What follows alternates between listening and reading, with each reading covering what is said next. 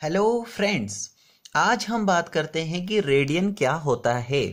ठीक है, तो रेडियन को समझने के लिए सबसे पहले हम क्या करते हैं, एक सर्कल ले लेते हैं।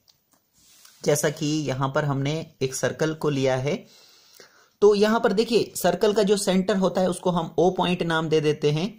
तो सर्कल के सेंटर से जब हम ये लाइन को ड्रॉ करते हैं तो ये हमारे पास रेडियस हो जाता है। ठीक है, अब इस रेडियस की वैल्यू कुछ भी हो सकती है, मान लीजिए 2 सेंटीमीटर हो, 10 सेंटीमीटर हो, 5 सेंटीमीटर हो, है ना।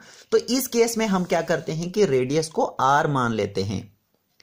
अब इस आर के बराबर यानी इस रेडियस के बराबर हम क्या करते हैं, एक आर्क को ड्रा करते हैं। मतलब इस सर्कल में हम एक आर्क ड्रा करते हैं जो कि इस रेडियस के बराबर होगी। तो मान लीजिए कि ये हमारे पास एक आर्क जो रेडियस के बराबर है, मतलब यहां से शुरू हो रही है और यहां पर खत्म हो रही है, यानी इतना हमारे पास रेडियस है। ठीक है, इस रेडियस के बराबर हमने यहां से एक आर्क को ड्रॉ किया जो यहां पर खत्म हो रही है। अब हम इसको नाम दे देते हैं, यहां पर हमने ओ नाम दिया सेंटर पर, तो यहां पर मान लीजिए ये ए पॉइंट है और यहां पर जहां पर ये आर्क खत्म हो रही है इसको हम बी पॉइंट नाम दे देते हैं। ठीक है, अब जब हम बी और इस ओ पॉइंट को मिलाएंगे यानी सर्कल के सेंटर को मिलाएंगे तो यहां पर जो एंगल बनता है ये होता है 1 रेडियन के बराबर, यानी कि 1 रेडियन के बराबर होता है। अब ये जो 1 रेडियन होता है ये कितने डिग्री के बराबर होता है, तो ये होता है 57.32 डिग्री के बराबर होता है। और ये 57.32 डिग्री आता कैसे है। ठीक है, तो फ्रेंड्स अगर हम सर्कल का एक चक्कर लगाएं तो हमें क्या मिलता है, 360 डिग्री मिलता है।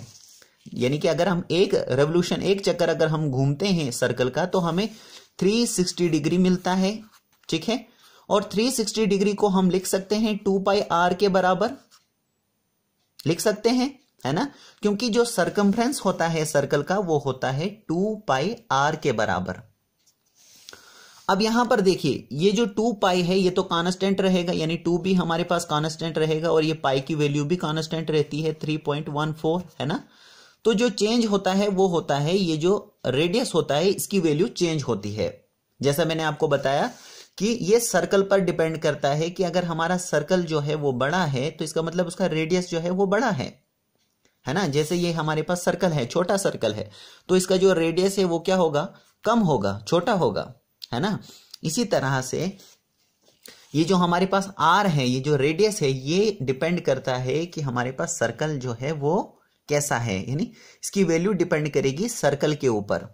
तो ये दोनों कांस्टेंट रहते हैं। तो इसको हम रेडियस को रेडियन कहिए या फिर रेडियस कह सकते हैं। तो रेडियस को ही हम रेडियन कहते हैं क्योंकि ये क्या होता है, रेडियस के बराबर ही तो हम आर्क को ड्रा करते हैं और यही हमारे पास 1 रेडियन के बराबर होता है।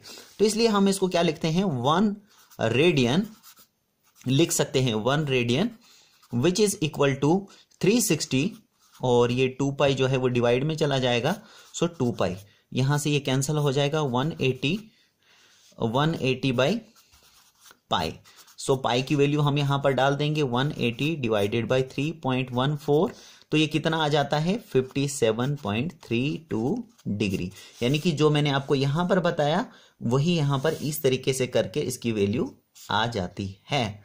सो रेडियन क्या होता है, तो ये होता है जो रेडियस होता है उसकी जो आर्क होती है, यानी 1 arc of the circle, circle की जो एक आर्क होती है ना, रेडियस के बराबर जो हम आर्क ड्रा करते हैं तो वही हमारे पास यहां पर 1 रेडियन होता है। ये जो यहां पर एंगल बनता है ये 1 रेडियन के बराबर होता है, तो जो डिग्री में होता है 57.32 डिग्री। और ये आता कैसे है, तो ये मैंने आपको बताया इस तरीके से यहां पर। ठीक है, सो आई होप कि आपको ये क्लियर हो चुका होगा। So thank you very much.